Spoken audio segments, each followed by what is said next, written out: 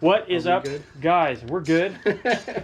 So today, Indy is going to talk about 5 reasons why you should get a Grom. This thing. Because they're actually coming out with a new body style right now. They are. 2022. I don't know how I feel about it. This is a 2018 SF, which is for Street Fighter, Grom, that I bought new. They have now 3 versions if you include the one that's coming out. They have the OG, which is a good looking bike. A little more plain if you ask me. It looks very much like the Z125. If you haven't seen it, look at it. The SF was definitely something that I thought looked a lot cooler, so I bought it. But today I'm going to tell you guys... SF for Street Fighter. Street Fighter. It looks like a Street Fighter. It kind of does. Yeah. Which I think is really cool. See those MSX fairings. If you guys haven't seen or don't know these fairings, we have a video review that I'll link.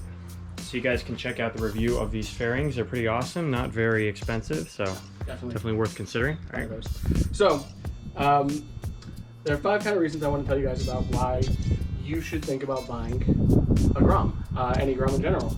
So, the first thing we're going to come into is affordability. This bike is cheap. Even new in California, you can still get under $4 grand for brand new, never been dropped, which is nice. I've never dropped it. Never been stunted. To that part where I dropped it, don't worry about that.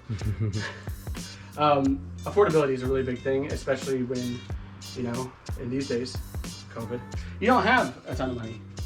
You can find these used for, depending on your area, you know, you can find them used for like $1,000, $1,500, a little bit higher. It's just so cheap.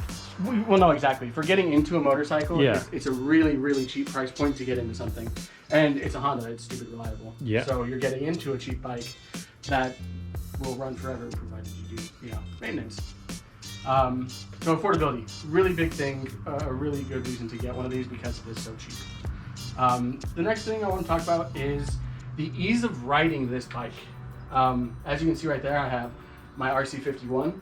It is an amazing bike. I love it. It's beautiful. Everything about it is great. However, you gotta be in the mood to ride this. I'm an old man now and I have carpal tunnel. Yeah, you really gotta be in the mood to ride this thing. That is the thing. But because of my old man carpal tunnel, it does become a bit harder to ride this because the riding position is so aggressive. This, you're completely upright. It's easy to ride. It's easy to learn on. The clutch is soft. There's this bike. I literally bought this with no experience on riding a manual transmission bike. Figured it out in the parking lot, rode it home. And if you can figure it out in the parking lot and ride it home, that's pretty good. Yep. Yeah. Totally. 0 manual transmission experience. 0. Except for cars, of course. But well, yeah, but that's different. I'm talking about 0 manual bike experience. Never used a clutch by hand. You know, that type of fun stuff. So it is super easy to ride. It is very comfortable to ride. I take this thing all the time to work because it is so much easier to ride. And it was easy to learn on. So yep. Yeah. Really good for that. It's also fast enough where if you're riding on streets, you can still kind of get out of trouble, get out of the way of stuff, you know what I mean? It does not have a lot of power. Can't stand super slow stuff. Yeah, it's slow, don't get me wrong, but it's fast enough when you're on surface streets that you can get out of the way of things. And definitely nimble enough for it. So, you know, affordability, ease of riding, ease of learning. The next thing for this is aftermarket support. When you get into big bikes, I find that you don't end up doing a lot past levers, you know, exhaust, rear sets, the kind of basics you do when you get a bigger bike. Yeah, I mean, you can. It's just you can. It's just you're throwing a ton of money into it. Yeah. By the time, like, the RC's got levers, it's got a manual fan switch, exhaust, undertail, rear sets, sliders, and all of those things combined is like, you know, $4 grand. Yeah. That's and like this bike. That is actually the cost of this new. So not only is it cheaper to mod this thing, but there's a lot more support for it. Just extensive. You know? There's obviously like plastic fairings and Chinese fairings you can get for these and all that type of stuff. But let's be real. How often do people do that? If you're not tracking a bike pretty consistently, I don't know a lot of people who would get aftermarket fairings or any of that kind of stuff. And to caveat this, because obviously we're aware these are two different kinds of bikes. Very different. They serve different purposes. Yeah. So we're aware that putting seat time into a bike like this is going to be the best mod that you can do. That goes without saying. But this is also not a race bike. This is, I go to work all the time on it. Yeah. And it is wonderful for that. Yeah. So I like to mod stuff, and this has a lot more available to mod than that, or realistically any other type of like R1, etc. This has just a lot more available to really just bolt onto the bike for way less money. For a lot less money. You can do all kinds of crazy stuff. I mean, you can do single-sided swing arm conversions to Japanese bikes if you really, really wanted to. Yeah, of course. Spend $5,000 doing that. But I think the entire amount of like money I have spent on modifications for this bike is like $400. Yeah. Like $400 or $500. It's really not a lot of money. Yeah, considering it's great. Yeah, and I've gotten pretty far for a relative small amount of money. Yeah. So for reason number 4, this bike is real small. I'm sure you've noticed, especially comparing to that. This bike is super easy to store. Actual size. Actual size, yeah, like on the Miata. This bike is super easy to store. It does not take up a lot of space by any stretch of the imagination.